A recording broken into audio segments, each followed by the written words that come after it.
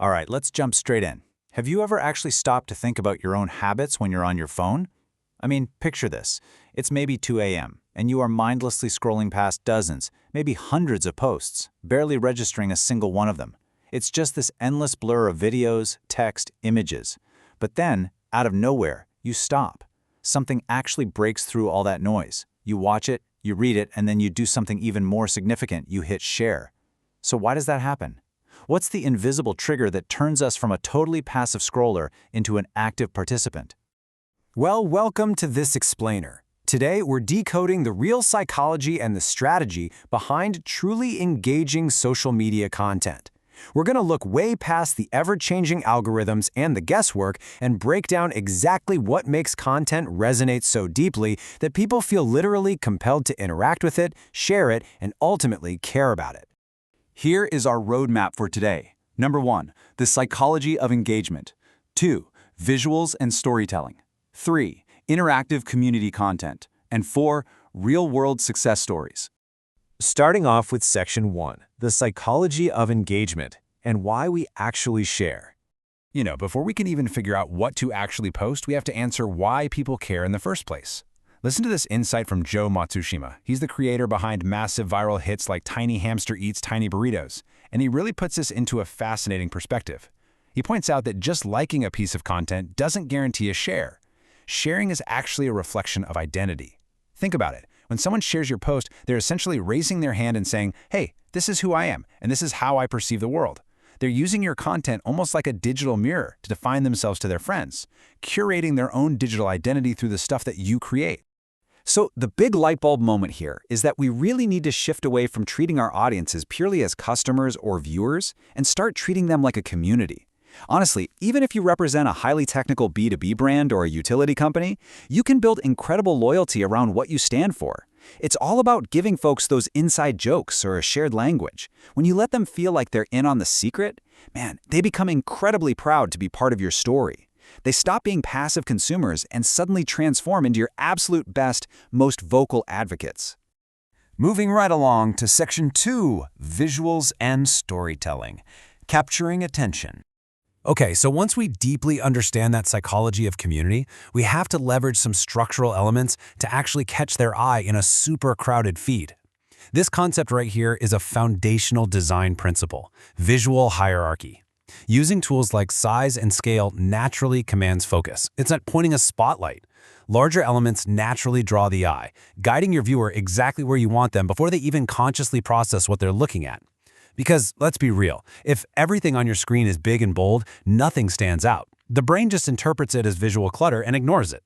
You have got to direct their attention to your most important takeaway immediately. Now think about color for a second. It communicates a massive amount of information before a single word is even read. Just looking at how green instantly conveys health, wellness, and growth, which is absolutely perfect if you're a nutrition brand or running an environmental campaign.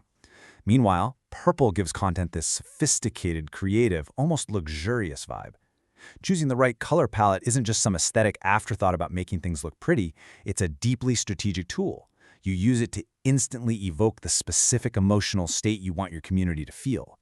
Of course, to pull all this off without totally burning out your creative energy, you need a highly efficient system. So here's a quick step-by-step workflow to repurpose a single long-form video, like a webinar or a keynote, into multiple engaging platform-native shorts. First, you've got to extract those high-impact moments. You're hunting for those sudden spikes in emotion, a laugh, or just undeniable value. Second, add dynamic, easy-to-read captions and progress bars. Remember, a huge chunk of social media is consumed entirely on mute, so your visuals literally have to do the talking for you. And third, craft a strong hook. Those first 3 seconds, make or break. You want to hit them with a compelling question or a bold visual that sparks instant curiosity and just forces them to stop scrolling. All right, Section 3, interactive community content and driving actual participation. Now that you've hooked their attention visually, let's talk about how to actually turn those passive scrollers into active community members. The data contrasting these two approaches is pretty striking. Static posts, they're largely passively consumed. Someone might read it, maybe smirk, and just keep swiping. But interactive formats naturally generate the likes, the comments, and the shares that algorithms absolutely love to reward. It's a snowball effect. More engagement equals increased reach, which then leads to stronger connections and richer, way more valuable data about what your audience actually cares about. If you're wondering how to make that leap, here are a few rapid-fire formats you can literally steal and use today. This or that questions, like, I don't know, coffee or tea, are incredibly simple but highly effective because they tap into everyday tribalism. You could try a caption this photo prompt or launch some quick trivia. The real magic of formats like fill in the blank or an ask me anything is the incredibly low barrier to entry. They require almost zero mental effort from your audience to participate, but they ignite real, sustained conversations down in your comment section. Also, keep in mind that your community is already full of content creators.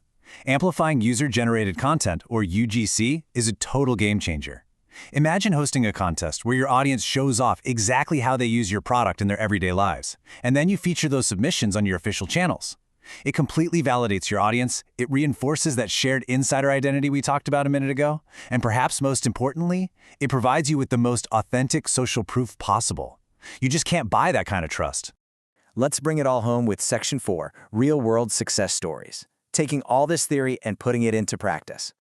Let's anchor this in reality by looking at creators who are getting it incredibly right. Indie musician Sophia James is a perfect example. She successfully utilized that insider community approach by creating a really clever series on TikTok.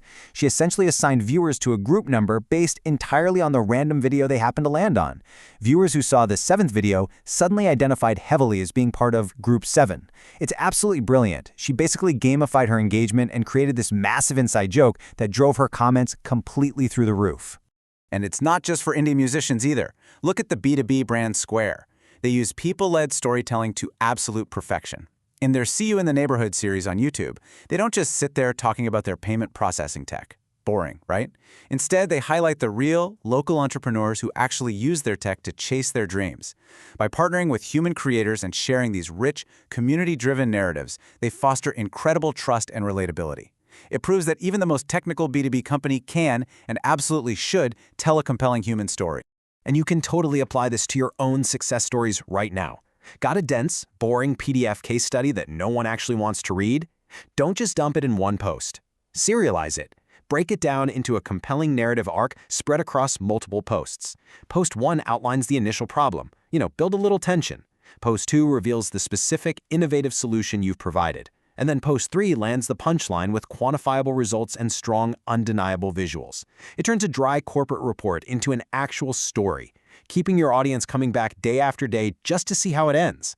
To wrap up this explainer, I want to turn it over to you. We just covered a ton of formats, from highly visual storytelling to rapid-fire interactive quizzes. So I want to hear from you. Comment on what type of content you enjoy most. Seriously, drop it below.